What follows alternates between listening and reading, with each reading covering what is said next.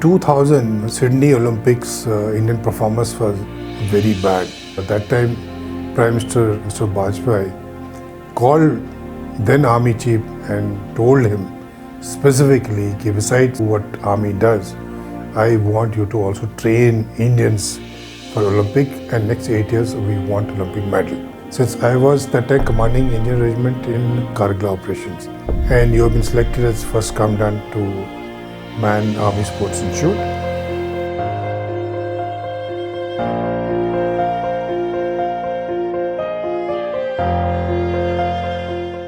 Well, I'm Major General Mohammed Amin Naik. I was born on 25th September 1953 in a village called Dadasara, which is the biggest village in Tral Tehsil of Kashmir. Now it is Pulwama district. My father was a coordinating officer for refugees. Thereafter we came into Srinagar in 64. Srinagar, I was lucky to join a school called CMS School, or Abisku School in short, which is a missionary school. In the school I must mention some of the things which were there. One was every Wednesday we had a regatta of 4 houses. We had 4 houses named against 4 mountains of Kashmir. And one of the race which is engraved into my mind was called sinking race. The race was, we used to start the race. At the center, pre-designated place, we would get an indicator by the judge. We had to sink the boat, turn it upside down, show the bottom, turn it back, remove water, get back into the boat, and then finish the race. So this gave me the confidence of being with the water. School also taught me a lot of adventure, and I give this credit to my principal, then Mr. J.M. Ray. He was Scottish, who was used to and was very fond of mountaineering, go from one valley to another valley, and my group used to be with him most of the time. So this showed me some of the most beautiful places in Kashmir, and it's truly said, if there is heaven in the world, it is here, it is here, it is here, because you can see all colors possible anywhere. Then the lakes, if you see the lake, see the water of the lake is so blue, or at places where it's very cold, it's green. So these natural colors in the mountains is what gave me that lust, the love for the nature, to be there, love for the ecology, to man and maintain it so that it is not degraded as is happening today. Now from this school we organized an expedition in 1969, and remember, to a mountain called Kola High, and it was led then by Major C.S. Nagyal. He was instructor in Halchur Warfare School, and his deputy that time was later on retired Brigadier Prem Chand from Dogras. And that is where I got motivated that if I have to do anything in my future life, I had to join army. So between schools and college, there was a gap of about 3 months. So thanks to my principal, J.M. Ray, he told me, why don't you spend some time and teach our junior school? And that is when I taught my own school junior classes, and I got my first earning. And you'll be surprised, the first thing I bought was what we used to call it hunter shoe. Hunter shoe was a shoe which you wear for climbing mountains, going for treks, because that was my love for mountains. The 3rd January 1973, I reported Dehradun Indian Military Academy. And I cannot forget my first day in IMA, because the moment we got down from the vehicle, we had a senior battalion under officer, and for something he said, start front rolling. So I used to be quite a strong man in my college, but hearing something like telling me do the front rolling was something a new phenomena for me. What is this? Somebody is telling me to front roll. Thereafter he said, okay, where is your tie? And to be very frank, till that time I had never worn a tie, because it is not the custom in Kashmir to wear tie. We wear mufflers. But within few weeks of my stay in IMA, Because of my sports, thanks to my school and my college, I was virtually playing every sport, that is starting from basketball to volleyball to football to hockey to swimming. Remember any time when I didn't think and thank myself for having come there. Was the type of people you met who had come from RIMC, who had come from Sainik School, who had come from NDA, who had come from NCC entry, who had come from technical entry, and people like me who were direct entry. And all people had different ethos, different values, different things, and all of this became one in IMA. Having got commission in a super block of IMA, for a person like me who had no background of army, who had no relation in the army, who were coming from an area where people never joined army, never thought of joining army, being part of first super block was rare. So I was given Corps of Engineers. In the Corps of Engineers, I got Bombay Sapper. But that time we thought that all film Bombay, all actresses and actors are there, so we'll go and meet them every day. So if you're in Pune, Pune is where the Bombay Sapper Center is there. But I haven't met even one. That's how I became a Sapper officer and a Bombay Sapper officer. This is the only organization which is defense-based. Basic task is providing mobility to your own troops, that is bridges, roads, removing any minefields, impediments, blasting thing, and allowing our army to move forward during the operations. And second is denying mobility to the enemy, so that enemy's advancing forces are denied same mobility. And at the end of this, if you are on a defenses, we also take defensive position and then fight like an infantry. The second vertical is called military engineering service, where you do pure builder role for the nation, especially for defense forces. That is houses, roads, runways, ports, mining and maintaining them, electricity, power, sewage systems, you just name it, it is done by this dedicated force. Then we have a third vertical in the Corps of Engineers, it's called Border Road Organization. It was raised in 62. Just before the 62 operation, we realized that we don't have connectivity in the mountains because China is on the other side.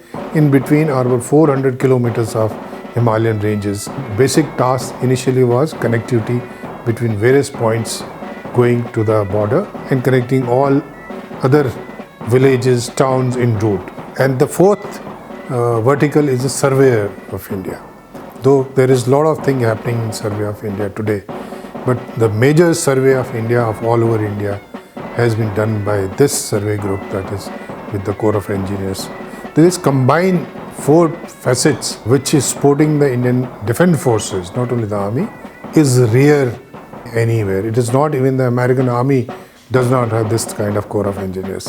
And I will also add here, if today, having retired from the Corps of Engineers as Major General, somebody tells me, what would you like to join Indian Army again? I'll say again Corps of Engineers.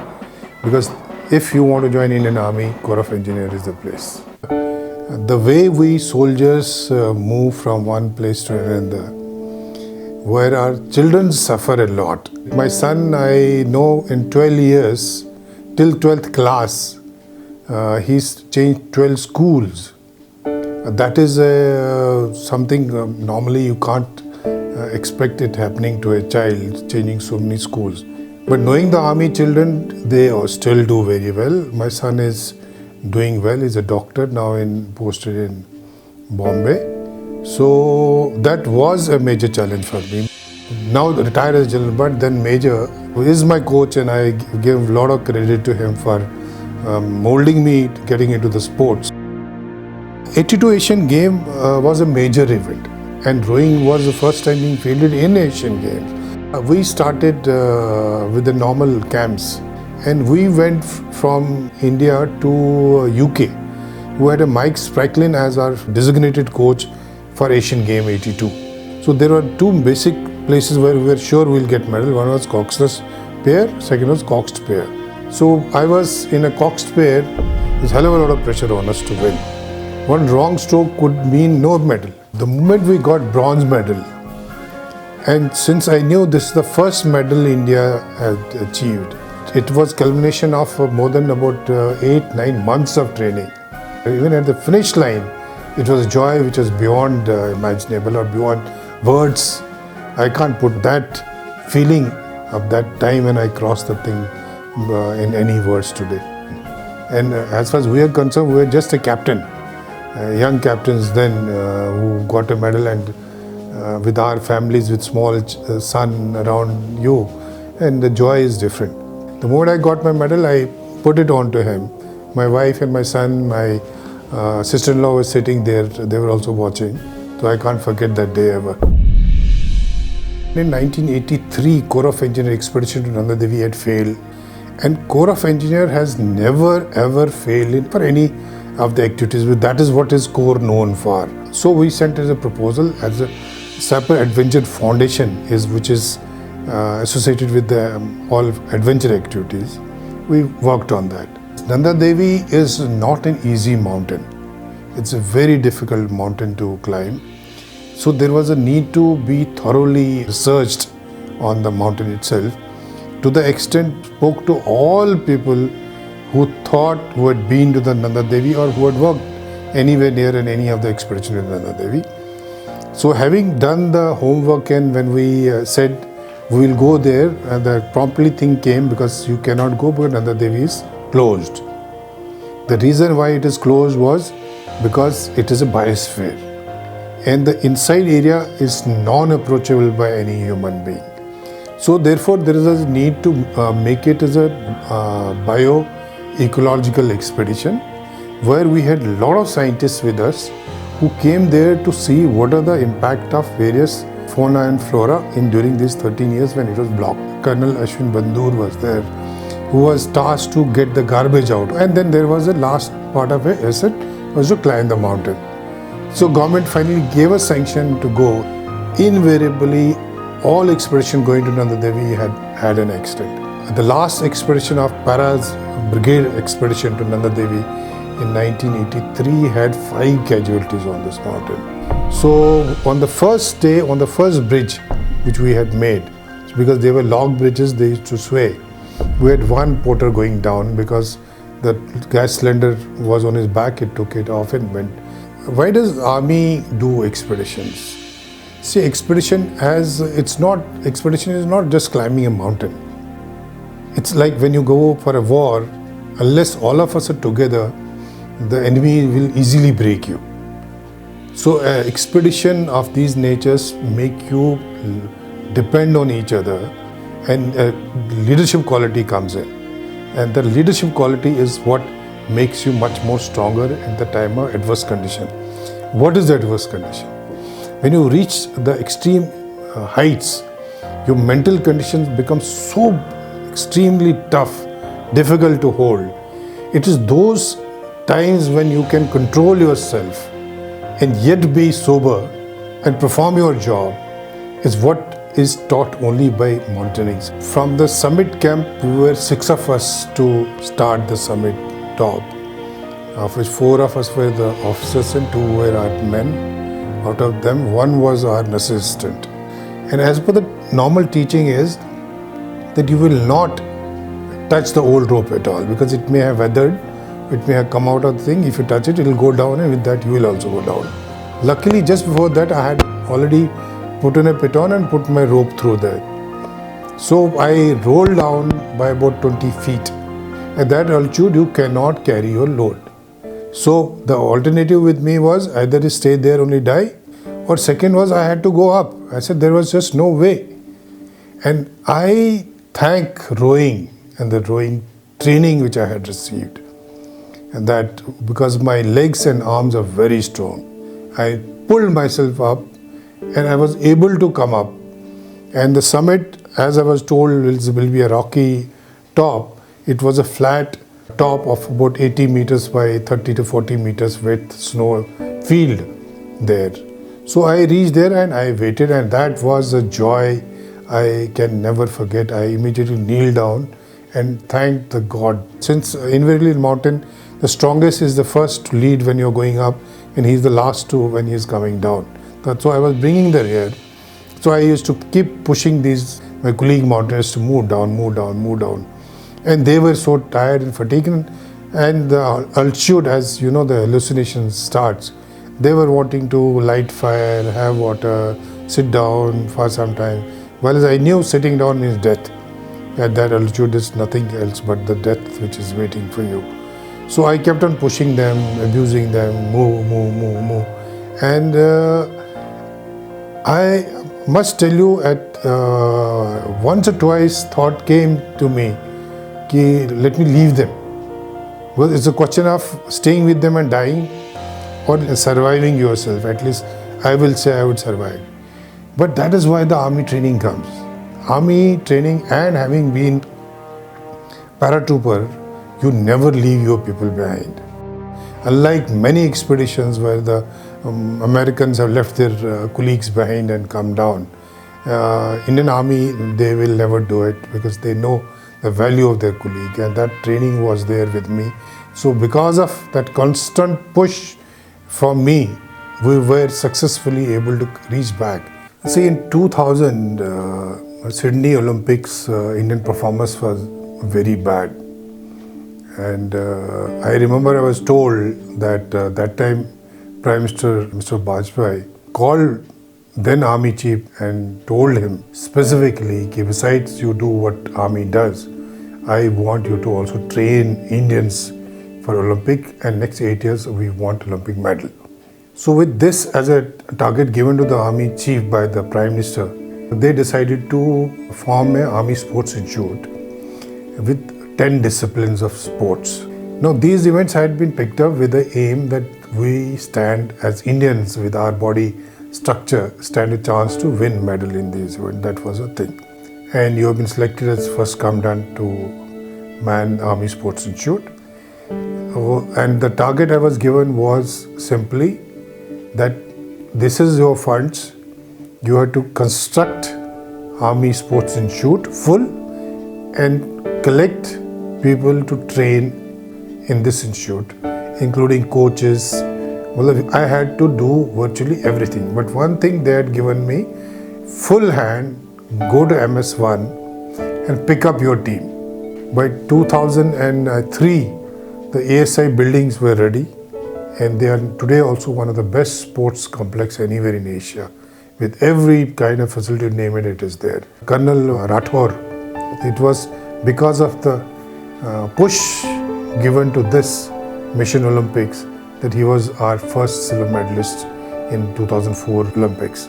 And I, without doubt, saying, had my wife not been not on my left side but on my right side, I will say on my right side, that I would have reached this level, because it's in Army, definitely in Army, wife plays a major role.